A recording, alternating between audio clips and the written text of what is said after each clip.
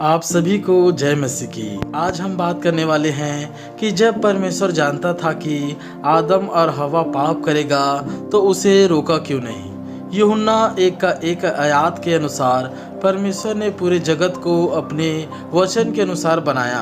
अपने वचन के द्वारा ही उसने कहा उजियाला हो तो उजियाला हो गया।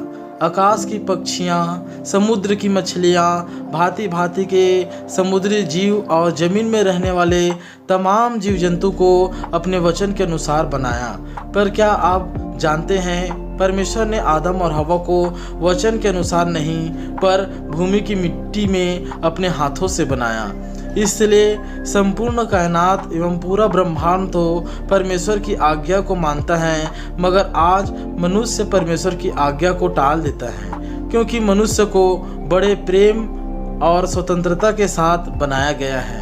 उत्पत्ति 2:16 के अनुसार परमेश्वर ने आदम को पहला अपना वचन दिया, तू मुझे छोड़ दूसरों को ईश्वर करके न मानना और तू अपने लिए कोई मूर्ति खोद कर न बनाना, स्वर्ग की न धरती की न जीव जंतु की। और यहोवा परमेश्वर ने आदम को यह आज्ञा दी, तू वाटिका के सब वृक्षों का फल बिना खटके खा सकता है, पर भले या बुरे के ज्ञान को जो वृक्ष है उसका फल तू कभी न खाना, क्योंकि जिस दिन तू उसका फल खाएगा उसी दिन अवश्य मर जाएगा। यह वचन परमेश्वर ने प्रथम पुरुष अर्थात फर्स्ट मैन आदम को दिया। और जब परमेश्वर ने पहली स्त्री हवा को बनाने के लिए सोचा तो आदम को गहरी नींद में डाल दिया और दुनिया का सबसे पहला ऑपरेशन किया आदम की पसली निकालकर। और क्या आप जानते हैं परमेश्वर ने आदम की पसली को आदम से दूर ले जाकर एक सुंदर स्त्री बना दिया।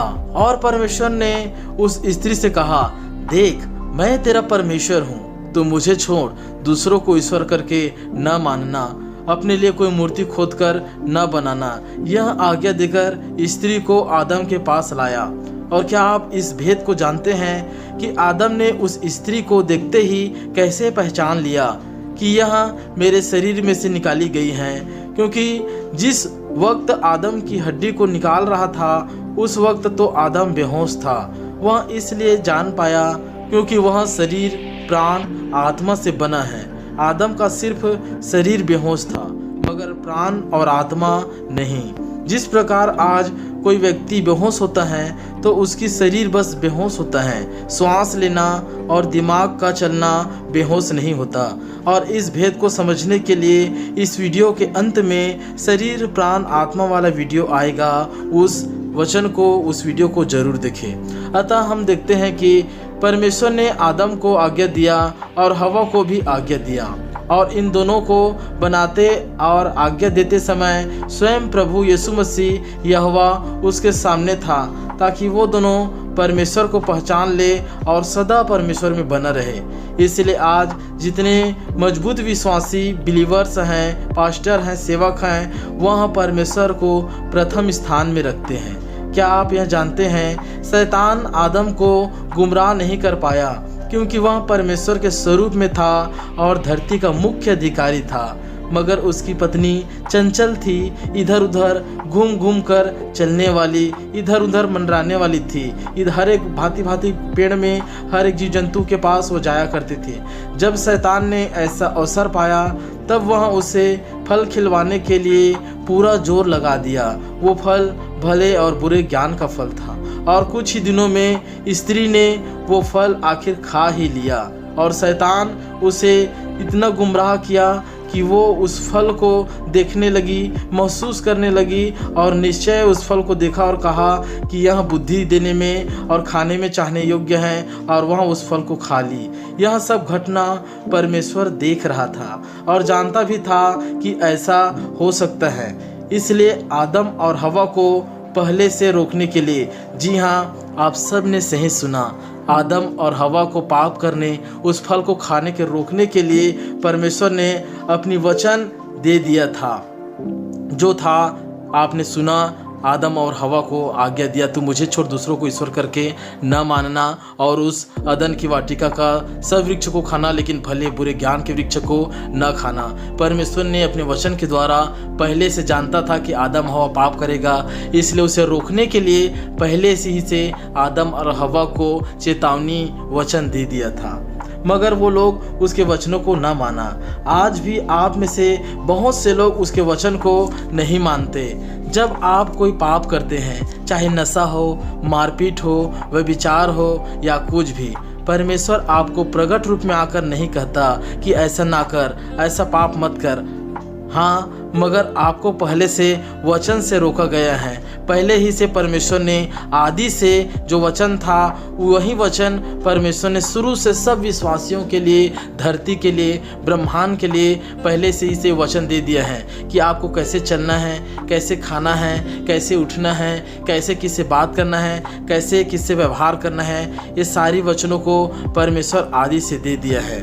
परमेश्वर ने बाइबल में अपने वचनों को पहले से भेद भरी बातों के द्वारा और दृष्टांत में और प्रकट रूप में सारे तरीकों से अपने वचनों को आपको और हमको दे दिया है। अब यहाँ आपके ऊपर में है कि आप हवा की तरह उसके बात को नज़रअंदाज करेंगे कि उसके बात को माने या ना माने, क्योंकि हवा तो उसके बातों को नज़रअंदाज करके उस फल को खा लिया और परमेश्वर के विरुद्ध में खड़ी हो गई, जबकि परमेश्वर ने उसे रोकने के लिए पहले से मना कर दिया था कि उस फल को ना खाना। वो पहले से जान चुका था कि शैतान गुमराहित करेगा और उसको फल को खिलवाएगी, लेकिन तू सावधान रहना, क्योंकि परमेश्वर ने आपको और हमको और पहले इंसान को स्वतंत्र बनाया था। वो अपने परमेश्वर अपने दबाव को, अपने हुक्म को ज़बरदस्ती मनुष्य को थोपने के लिए नहीं बनाया है। मनुष्य को स्वतंत्र बनाया है कि हम परमेश्वर की इच्छाओं को अपने इच्छा के अनुसार मानते हैं कि नहीं मानते हैं। इसलिए आज बहुत से लोग उसकी इच्छाओं को नहीं मानते